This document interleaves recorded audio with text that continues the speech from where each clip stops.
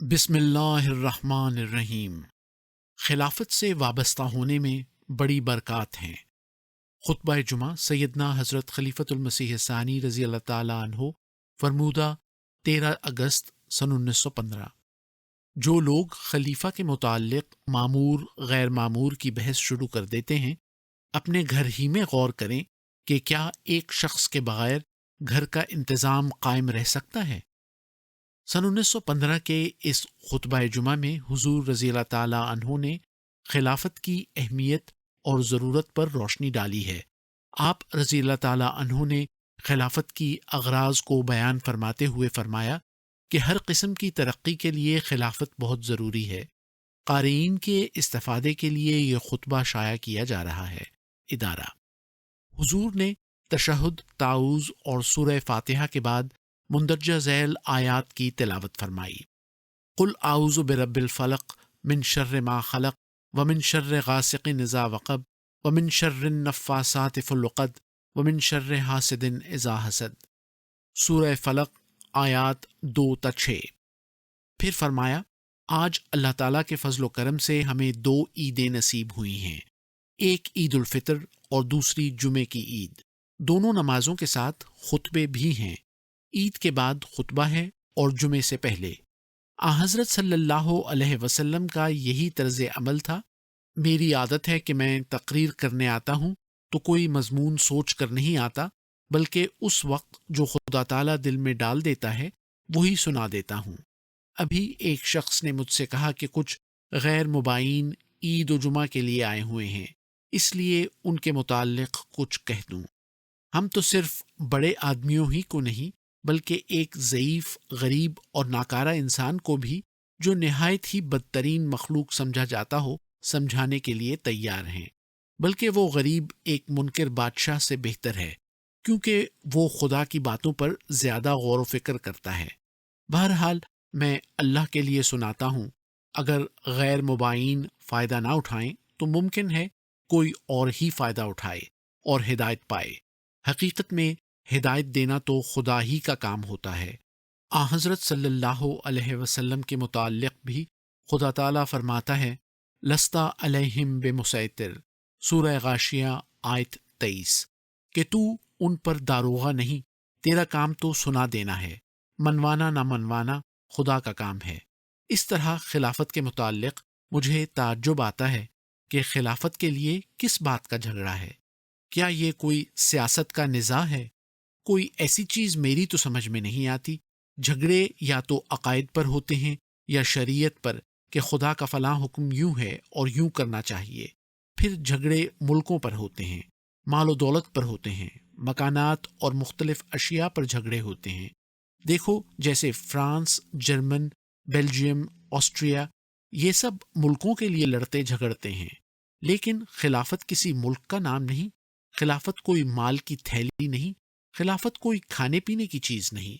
خلافت کی 2 ہی اغراض ہو سکتی ہیں، ایک یہ کہ جماعت پراگندہ نہ ہو، جماعت کو تفرقے سے بچایا جائے اور ان کو ایک مرکز پر جمع کیا جائے۔ یہی تفرقے کو مٹانے، پراگندگی کو دور کرنے کے لیے ایک خلیفہ کی ضرورت ہوتی ہے۔ نیز اس سے یہ غرض ہوتی ہے کہ جماعت کی طاقت متفرق طور پر رائیگاں نہ جائے، بلکہ ان کو ایک مرکز پر جمع کر کے ان کی قوت کو ایک جگہ جمع کیا جائے۔ اب ایک فریق کہتا ہے کہ آیت استخلاف کے ماتحت خلافت ضروری ہے، اور ایک کہتا ہے کہ خلافت ضروری نہیں۔ فیصلے کے لیے ایک آسان راہ یہ ہو سکتی ہے کہ ہر شخص یہی سوچ لے کہ جو کام میں کرتا ہوں جماعت کے لیے کس قدر مفید ہے اور کس قدر مضر۔ اگر اس کام کے کرنے سے جماعت کو فائدہ پہنچتا ہے تو کرے، ورنہ اسے چھوڑ دے۔ اب دیکھو کہ جماعت کا کثیر حصہ خلافت کے وجود کو جماعت کے لیے، رفع تفرقہ کے لیے ضروری سمجھتا ہے، اور دوسرا فریق اسے غیر ضروری خیال کرتا ہے۔ بحثوں کا فیصلہ تو کبھی نہیں ہو سکتا۔ دیکھو، خدا کی ہستی ہے، اس میں اختلاف ہے، پھر اس کی صفات میں اختلاف ہے، ملائکہ کا وجود ہے، اختلاف اس میں بھی موجود ہے، اختلاف تو رہے گا۔ اب دونوں فریق میں سے کس کا فرض ہے کہ اپنی ضد اور ہٹ کو چھوڑ دے؟ اگر فریق مخالف یہ کہے کہ خلافت ثابت نہیں، تو ہم یہ کہتے ہیں کہ اس کے خلاف بھی تو ثابت نہیں۔ خلافت کو ماننے والے اگر خلافت کو چھوڑ دیں تو خدا کے نزدیک مجرم ہیں، کیونکہ وہ آیت استخلاف کے ماتحت خلافت کو مانتے ہیں۔ مگر خلافت کا ہونا یا نہ ہونا یکساں سمجھنے والے اگر اتفاق کے لیے خلافت کو مان لیں تو جماعت سے وہ تفرقہ مٹ سکتا ہے جس کی وجہ سے اتنا فتور پڑ رہا ہے۔ حضرت مولوی صاحب کی وفات کے روز مولوی محمد علی صاحب نے مجھ سے کہا کہ میاں صاحب آپ ایثار کریں۔ میں نے کہا کیا خلافت کا ہونا گناہ ہے؟ تو وہ کہنے لگے نہیں، جائز ہے۔ میں نے کہا میرے نزدیک ضروری اور واجب ہے۔ اب جب وہ دونوں گروہ ایک بات پر قائم ہیں، ایک کے نزدیک فعل اور عدم فعل برابر ہے اور دوسرے کے نزدیک واجب، تو اس فریق کو جو جواز کا قائل ہے چاہیے کہ وہ اپنی ضد کو چھوڑ دے۔ خدا تعالیٰ ضرور اس سے پوچھے گا کہ جب ایک فعل کا کرنا اور نہ کرنا تمہارے نزدیک برابر تھا تو تم نے کیوں اپنی ضد کو نہ چھوڑا؟ پس اس فریق کو خدا کے حضور جواب دینا پڑے گا۔ پھر میں بتاتا ہوں کہ اسلام نے جتنی اس زمانے میں ترقی کی ہے جب اس کے ماننے والے ایک خلیفہ کے ماتحت تھے، اتنی پھر کسی زمانے میں نہیں کی۔ حضرت عثمان رضی اللہ تعالیٰ عنہ اور علی رضی اللہ تعالیٰ عنہ کے زمانے کے بعد کوئی بتا سکتا ہے کہ پھر بنی عباس کے زمانے میں بھی ترقی ہوئی؟ جس وقت خلافتیں پراگندہ ہو گئیں اسی وقت سے ترقی رک گئی۔ جو لوگ خلیفہ کے متعلق معمور غیر معمور کی بحث شروع کر دیتے ہیں، اپنے گھر ہی میں غور کریں کہ کیا ایک شخص کے بغیر گھر کا انتظام قائم رہ سکتا ہے؟ یورپ کے کسی مصنف نے ایک ناول لکھا ہے جس میں اس نے ان لوگوں کا خوب خاکہ اڑایا ہے۔ اس کا ماحصل یہ ہے کہ دو لڑکیوں نے اپنے باپ کے اس قول کو حجت قرار دے کر کہ مرد عورتوں کے حقوق و فرائض یکساں ہیں اور گھر کا ایک واجب الاطاعت سربراہ ہونے کی ضرورت نہیں، اپنے اپنے دل پسند مشاغل میں مصروف رہ کر اور انتظام خانہ داری میں اپنی خود سری سے ابتری ڈال کر باپ کو ایسا تنگ کیا کہ اسی کو معافی مانگنی پڑی۔ الغرض ایک مرکز اور ایک امام کے بغیر کبھی کام نہیں ہو سکتا۔ جنگ میں بھی ایک آفیسر کے ماتحت فرما برداری کرنی پڑتی ہے، اور اگر کوئی ذرا نافرمانی کرے تو فوراً گولی سے اڑا دیا جاتا ہے۔ بعض وقت آفیسر غلطی سے حکم دے دیتے ہیں تو بھی فوج کو ماننا پڑتا ہے۔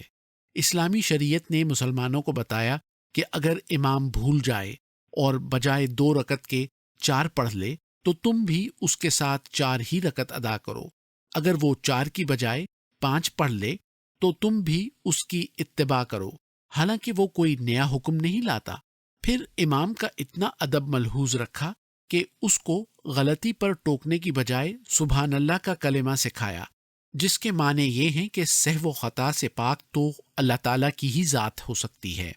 پھر یہ بات کہ غیر معمور خلیفہ غلطی کر سکتا ہے، لہٰذا اس کی یا اس کا حکم ماننے کی ضرورت ہی نہیں، کیسا خطرناک خیال ہے۔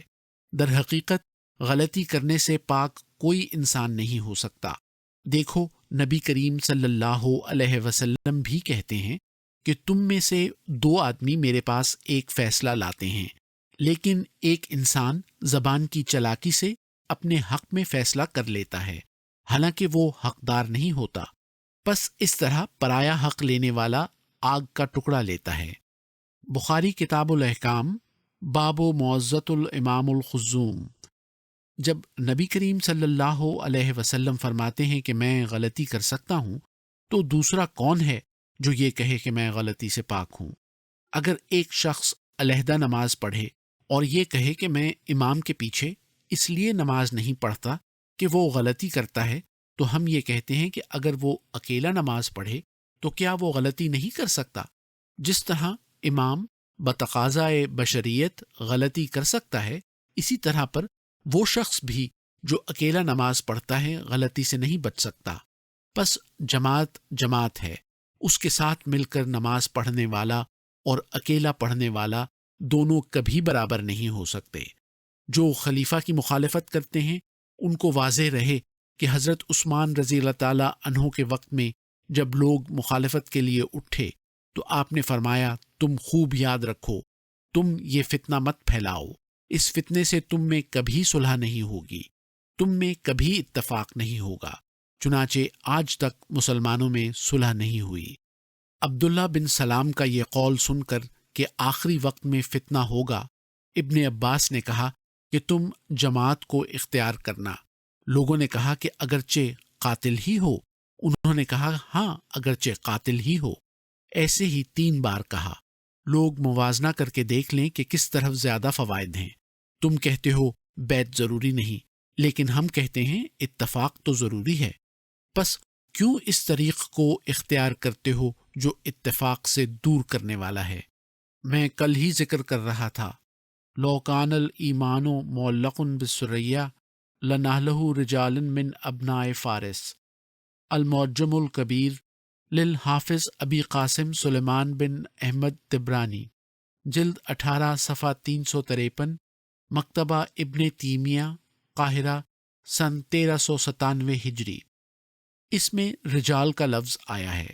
اس سے معلوم ہوتا ہے کہ یہ ایک پیشگوئی ہے کہ اگر ایمان معلق بالثریہ ہوگا تو ابنائے فارس میں سے بعض رجال ایمان کو لائیں گے، تو اب ضروری ہے کہ ابنائے فارس یعنی حضرت کے خاندان سے ہوں، اور اگر کسی دوسرے خاندان سے ہوں تو وہ ابنائے فارسی نہیں کہلا سکتے، اور پھر یہ پیشگوئی غلط ہو جاتی ہے۔ رجل من فارس نے بتایا کہ اصل بانی سلسلہ ایک ہی ہے، مگر رجال نے بتا دیا کہ اس کے ممد و معاون بھی ابنائے فارس سے ہوں گے۔ غرض میرا کام فساد کو بڑھانا نہیں، کسی انسان کے بنانے سے کچھ نہیں بن سکتا۔ چونکہ اس وقت دنیا میں شرک حد سے بڑھ چکا ہے، اس لیے خدا تعالیٰ نے ایک کمزور انسان کو کھڑا کر کے بتا دیا کہ کسی کام کا کرنا میرے ہاتھ میں ہے۔ جب خدا نے مجھے پکڑ کر کھڑا کر دیا تو میرا اس میں کیا دخل ہے؟ میرے مخالفوں کو علم میں، تجربے میں، جذبات میں مجھ سے بڑے ہونے کا دعویٰ ہے، مگر خدا نے سب سے کمزور سے کام لیا۔ میں تو اپنی حیثیت کو کچھ نہیں سمجھتا، خدا یہ بتانا چاہتا ہے کہ میں کمزور سے کمزور کو بڑی طاقت دے سکتا ہوں۔ خلافت سے پہلے میں نے رویا میں دیکھا کہ میرا ایک ہم جماعت ہے، وہ مجھ سے کہتا ہے کہ میں تمہارے لیکچر کے خلاف لیکچر دوں گا۔ تو میں نے اس سے کہا کہ اگر تم میرے خلاف لیکچر دو گے اور مجھ پر سچا الزام بھی لگاؤ گے تو تم ہلاک ہو جاؤ گے۔ پس یاد رکھو، خدا کے کاموں کو کوئی روک نہیں سکتا۔ خدا تمہیں ان باتوں کی سمجھ دے، آمین۔ الفضل، 31 اگست سن 1915۔